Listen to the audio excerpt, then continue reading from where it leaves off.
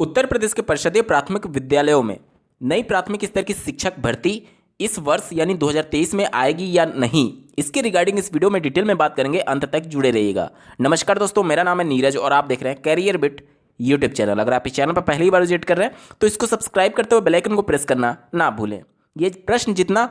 सुनने में आसान लगता है कि शिक्षक भर्ती आएगी या नहीं, उसका उत्तर ढूंढना उतना ही कठिन है। जहां से आप चलेंगे फिर वहीं घूम करके पहुंच जाएंगे। जैसा कि आपको ज्ञात होगा, पहले ये अनुमान लगाया जाता था कि चुनाव आ रहे हैं तो शिक्षक भर्ती आएगी। वो सब कुछ अब चीज़ें खत्म हो चुकी हैं। विधानसभा चुनाव 2022 का मामला आपने देख लिया था। चुनाव होने के बावजूद भी शिक्षक भर्ती पर जोर शोर से मुद्दा नहीं बन पाया, क्योंकि चुनाव के मुद्दे अब शायद बेरोजगारी या फिर रोजगार रह ही नहीं गया है। अन्य मुद्दों पर सरकारें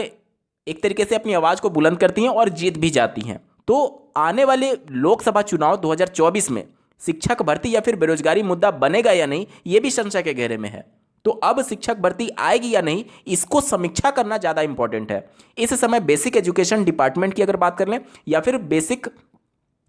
शिक्षा मंत्री जी की बात करें तो उनका साफ शब्दों में यह कहना है कि कुछ अभी याचिकाएं चल रही हैं माननीय कोर्ट में, जिसकी वजह से नई शिक्षक भर्ती नहीं आ सकती।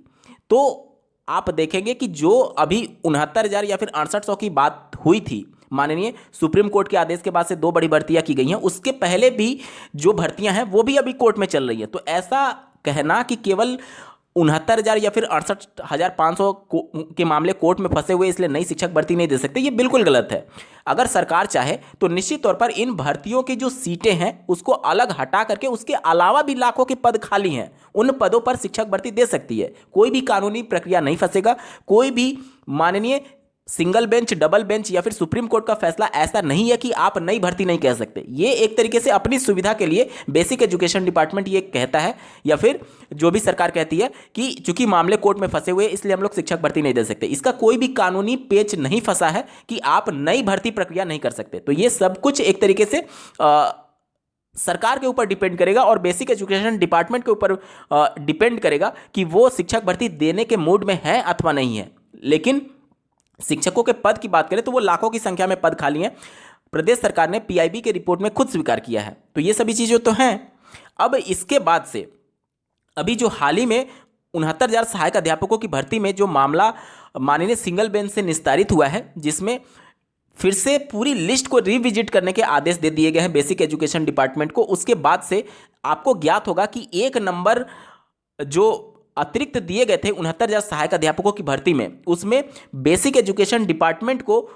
उन सभी याचियों को लाभ देते हुए उनको नियुक्ति पत्र देने का आदेश दिया था, जिस पर मामला फिर कोर्ट पहुंचा। और चूंकि मामला अब अवमानना का हो चुका था, क्योंकि काफ़ी लंबे समय बीत जाने के बावजूद भी अभी तक उनको नियुक्ति नहीं मिल पाई है, जिसकी वजह से ये मामला अवमानना का बन गया। जिसके बाद से पीएनपी के जो सचिव हैं वो माननीय कोर्ट का रुख अपनाए और वहां से उन्होंने 3 महीने का समय मांगा था। अब इसका असर क्या हुआ या फिर इसका क्या मतलब समझा जाए? इसका मतलब यही है कि माननीय सिंगल बेंच ने जो बेसिक एजुकेशन डिपार्टमेंट को 3 महीने का समय दिया है पूरी वैकेंसी को रिविजिट करने के लिए और फिर से नई लिस्ट तैयार करने के लिए, उसी 3 महीने का जिक्र करते हुए उन्होंने 3 महीने का समय मांगा है, जो कि 1 नंबर अतिरिक्त दिया गया 69,000 सहायक अध्यापकों की भर्ती में। अब इसका मतलब यह है, इससे यह निष्कर्ष निकल रहा है कि कहीं ना कहीं बेसिक एजुकेशन डिपार्टमेंट या फिर उत्तर प्रदेश सरकार माननीय सिंगल बेंच के द्वारा जो आदेश दिया गया है उसी आदेश के पालन के अंतर्गत 3 महीने में वो फिर से लिस्ट बनाने जा रही है। जो डबल बेंच की याचिकाओं के संदर्भ में चीजें चली थी, अभी सरकार की बिल्कुल भी मूड में नहीं लग रही है उसको डबल बेंच में चैलेंज करने के संदर्भ में। हालांकि 6800 से संबंधित अभ्यर्थी जो है वो पूरी तरीके से दबाव बना रहे हैं बेसिक एजुकेशन डिपार्टमेंट पर और उत्तर प्रदेश सरकार पर कि किसी भी प्रकार से कम सरकार इस डबल बेंच में जाए, क्योंकि अगर सरकार जाती है या फिर बेसिक एजुकेशन डिपार्टमेंट अगर डबल बेंच में जाता है तो उसके मायने अलग होंगे, और अगर 6800 से संबंधित अभ्यर्थी जाते हैं तो उसके मायने अलग होंगे। हालांकि दोनों स्वतंत्र हैं, दोनों जाने के लिए स्वतंत्र हैं, लेकिन सरकार के रुख और जो 3 महीने का समय मांगा गया उससे ये चीजें प्रतीत हो रही हैं कि अब बेसिक एजुकेशन डिपार्टमेंट माननीय सिंगल बेंच के आदेश के अनुसार इस भर्ती प्रक्रिया के अब कंप्लीट करने के मूड में है, यानी कि लिस्ट बनाने के मूड में है। अब सरकार जाए या ना जाए, बेसिक एजुकेशन डिपार्टमेंट जाए या ना जाए, लेकिन 6800 से संबंधित अभ्यर्थी जो है वो निश्चित तौर पर इसको माननीय कोर्ट में चैलेंज करेंगे, यानी इतनी जल्दी ये मामला निपटने वाला नहीं है। इसके साथ ही साथ 6800 से संबंधित अभ्यर्थी जो है वो इस मामले के संदर्भ में दिनांक 27 मार्च 2023 को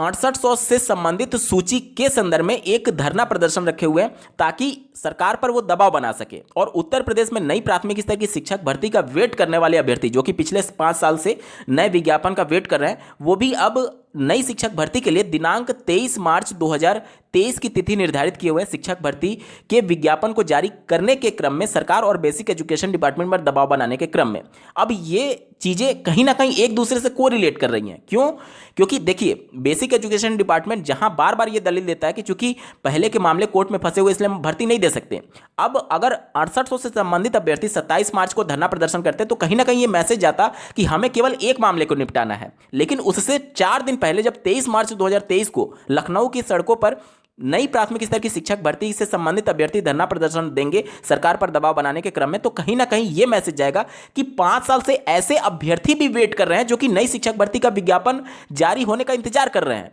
तो कहीं ना कहीं सरकार इस बात पर भी विचार कर सकती है कि जो पूरा रायता फैला हुआ है, जो लगातार अभ्यर्थी दबाव बना रहे हैं, चाहे आप देखे होंगे कि 6800 से संबंधित जो 22,000 सीटें बची थी उसको 69,000 में जोड़ने के लिए भी लगातार टंकी पर प्रदर्शन किया गया था और पूर्ण समायोजन की मांग की जा रही थी। तो अगर एक नई शिक्षक भर्ती दे दी जाए तो क्या ये सभी अभ्यर्थी शांत हो जाएंगे? कहने का मतलब कि जो नए कैंडिडेट है उनका तो मामला खत्म हो जाएगा नई शिक्षक भर्ती देने से, और जो अभ्यर्थी लगातार दबाव बनाने के क्रम में धरना प्रदर्शन कर रहे हैं, क्या वो धरना प्रदर्शन खत्म करके नई शिक्षक भर्ती की तैयारी में लग जाएंगे? निश्चित तौर पर जब ये एक तरीके से मामले उठेंगे कि 2 प्रकार के कैंडिडेट धरना प्रदर्शन कर रहे हैं, एक नई शिक्षक भर्ती की मांग को लेकर के और दूसरा 6800 की सूची को लेकर के, तो कहीं ना कहीं बेसिक एजुकेशन डिपार्टमेंट इस बात पर भी चर्चा करने पर विवश हो जाएगा कि क्यों ना एक नई शिक्षक भर्ती ही दे दी जाए ताकि सभी मामले समाप्त हो जाए। हालांकि उसके बावजूद भी 6800 से संबंधित मामला इतनी जल्दी समाप्त होने का नाम शायद ना ले, क्योंकि यह मामला चूंकि आरक्षण से जुड़ा हुआ है और अब माननीय सिंगल बेंच के आदेश के बाद से कई सवाल उत्पन्न हो रहे हैं कि एक बार जब अभ्यर्थी ने 90 नंबर पर